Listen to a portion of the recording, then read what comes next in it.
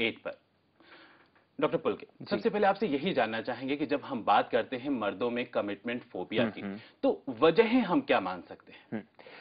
जी देखिए, मैंने commitment phobia के जितने भी केसेस देखे हैं, उनमें ये बात सब केसेस में बिल्कुल कॉमन है, मुझे हर एक केस में देखने को मिलती है कि अगर हम इन लोगों के सेल्फ की बात करें, तो ये जो सारे मर्द होते हैं, इनमें मतलब हम अगर किसी भी एक आम इंसान की बात करें, उसमें पहले जब वो अपने आप में कॉन्फिडेंट महसूस करेगा और अपने आप में एक तरह से संपूर्ण महसूस करेगा, जी। तो उसके बाद ही वो अपने आप को किसी रिश्ते को दे सकता है, कंप्लीटली वो रोल निभा सकता है।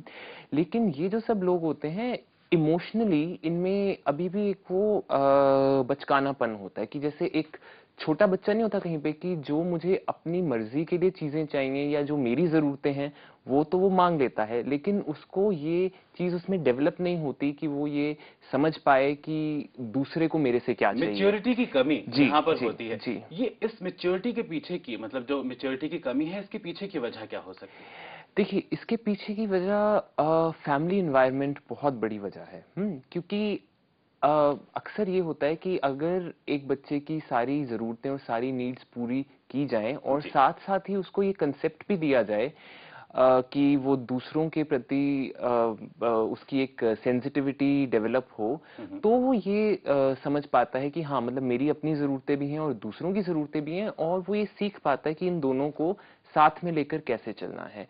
जिन लोगों में कमिटमेंट फोबिया होता है, वो कभी ये चीज़ एक तरह से सीख ही नहीं पाए हैं, हम ये कहेंगे। बिल्कुल। अगर हम डर की बात करें, तो जी। क्या इसे कमिटमेंट फोबिया के पीछे एक इम्पोर्टेंट वजह हम मान सकते हैं, एक इम्पोर्टेंट एलिमेंट हम इसको मान सकते हैं कि डर होता है इंसान के अंदर कि पता नहीं वो ये कर पाएगा, वो जिम्मेदारियां निभा पाएगा, नहीं निभा पाएगा, अगर हम स्पेशली रिश्तों के मद्देनजर जी देखें तो? जी जी जी। डर होता है और बहुत तरह के डर होते हैं। एक डर तो ये होता है जैसे कि हमारी आज़ादी खत्म हो जाएगी। मतलब कोई भी चीज जहां पे भी कमिटमेंट मांगी जाती है, तो इन सब मर्दों को ये लगने लग जाता है कि जैसे ये एक तरह का कुछ अजीब बंधन है, अगर हम इसमें एक बार बंध गए तो हमारी जो फ्रीडम है, मतलब जी। उनको उनको जैसे अपने आप को एक तरह की थ्रेट लगने लग जाती है साइकोलॉजिकल लेवल पे।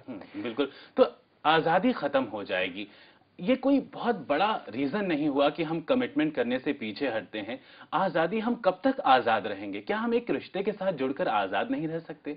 क्या प्यार की आज़ादी कम होती है? क्या विश्वास की आज़ादी कम होती है? शायद हम सभी को ये सवाल अपने आप से पूछने की बेहद ज़रूरत है यहाँ पर। डॉक्टर साहब, रिश्ते की अगर हम बात करें, हम्म। तो हम देखते हैं कि ऐसे लोगों के रिलेशनशिप्स जो होते हैं, वो बहुत शॉर्ट लिव्ड होते हैं। बिल्कुल, बिल्कुल, बिल्कुल, बिल्कुल, क्योंकि ऐसे लोगों में अक्सर ये पैटर्न देखा जाता है, जो मैं आपको बताऊँ, जो मैंने मतलब बहुत सारे केसेस में देखा है कि एक रिश्ता जब उनका स्टार्ट होता है, तब तो बड़े जोश-ओ-खरोश से वो शुरू करते हैं और मतलब खूब एक्साइटमेंट होता है, खूब उसमें जाते हैं, मतलब अपना पूरा टाइम वगैरह इन्वेस्ट करते हैं। जहाँ पे लेकिन उस रिश्ते में गहराई आने लग जाती है, डिमांड आने लग जाती है, जी। या जहाँ पे भी दूसरा पर्सन इमोशनली अटैच्ड होने लग जाता है, कहने मतलब जो जैसे उनकी गर्लफ्रेंड है या वो ये कहने लग राइट। जाती है कि हमें टाइम दो, हमारे साथ रहो, वहीं पे इनको बहुत ज्यादा डर लगने लग जाता है। ये तो जी। शादी से पहले की बात हुई। अगर बिल्कुल। ऐसे इंसान की शादी भी हो जाती है, तो अक्सर देखा जाता है कि वो रिश्ता भी ज्यादा लंबे समय तक टिक नहीं पाता। बिल्कुल डिवोर्सेस के केसेस ऐसे में बहुत आम हो जाते हैं, डॉक्टर बिल्कुल बिल्कुल। उसमें ज्यादातर वही बात होती है कि जैसे मैंने पहले एक बात कही कि इन लोगों के माइंड में ज्यादा यही बात होती है कि कोई हमारी इच्छाओं को पूरी तरह समझे और उनको पूरा करे।